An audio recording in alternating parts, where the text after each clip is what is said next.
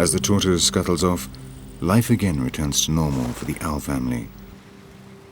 Once the danger has passed, the female emerges from the hole accompanied by the only surviving chick from the 11 eggs she had laid, while the male flies off in search of nearby prey. The burrowing owls eat almost any animal which is not bigger than them. If you hope to survive in this harsh environment, you can't afford to be a choosy eater. And these small birds of prey happily devour anything from insects and amphibians to squirrels and lizards.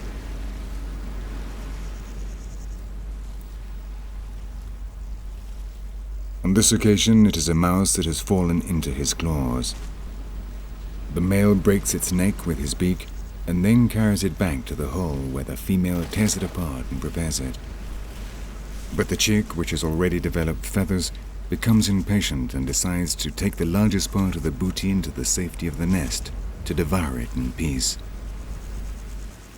The burrowing owls rarely dig their own holes.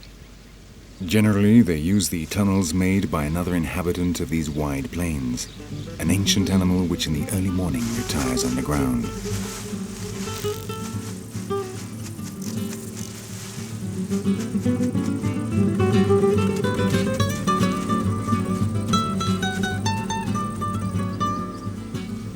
The nine-band armadillo is one of the descendants of a race of armor-plated creatures that have lived on Earth for millions of years with virtually no physiological changes.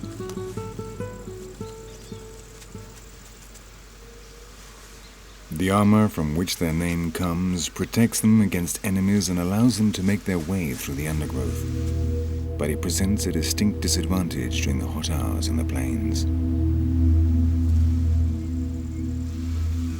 The leathery surface of its dark scales rapidly absorbs heat. When the sun comes out and temperatures rise, the armadillo's protective shields cause it to overheat, and it has to seek cover underground. And this curious survivor of former ages not only does this rapidly and efficiently, but what's more, digs its burrows at the base of the termite mounds that are scattered across the plains, an impressive adaptive strategy.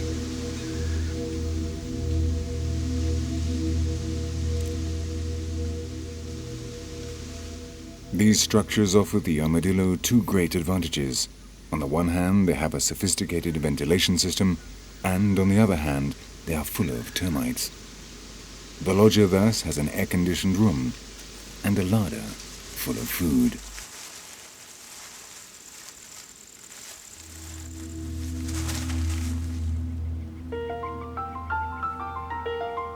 For our tortoise, the sun becomes increasingly unbearable.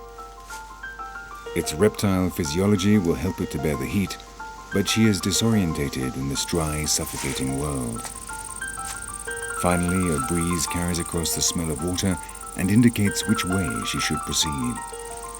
And slowly, patiently, she enters the lowlands where the water left behind after the rain still feeds the last patches of green on the plain.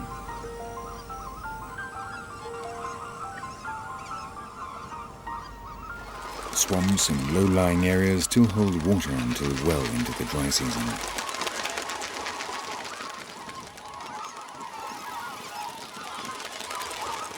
The soil of the plains is thick clay, and this is the essential factor making such incredible biodiversity possible in a place where conditions are so harsh, because the clay prevents the water from draining away, and so pools form. For the animals of the plains, the flooded areas provide relief from the intense heat. While the burning sun paralyzes life on the grasslands, the fauna of the plains gathers here in search of food and water.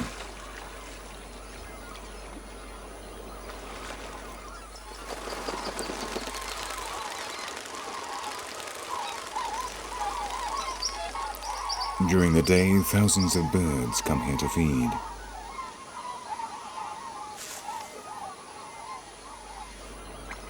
Under the shallow waters of the flood area swim innumerable fish.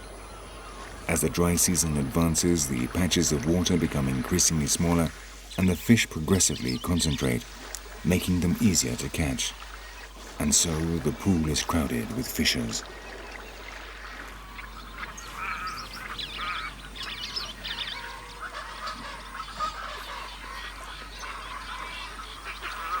The American ibises search the cloudy waters for small fish. They move their extraordinarily specialized beaks from side to side until they find their prey, fish of between 3 and 5 centimeters in length. If they touch weeds, branches, or fish of other sizes, they calmly continue their search. But if the beak brushes up against one of the fish they are looking for, it'll clamp shut with amazing speed, trapping the victim in 25 thousandths of a second, one of the fastest reactions of any vertebrate in the world.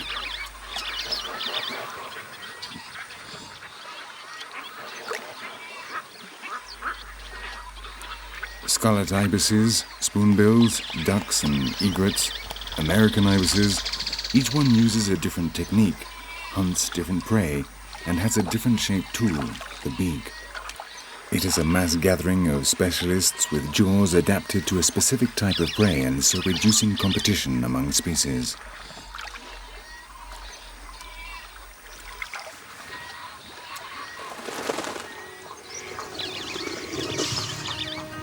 From up in the air, too, there is a beak that can skim the water in search of fish close to the surface, and that beak belongs to the cicabill. The lower part of their beaks is longer and more robust than the upper part, and serves as a tactile guide as it skims across the surface.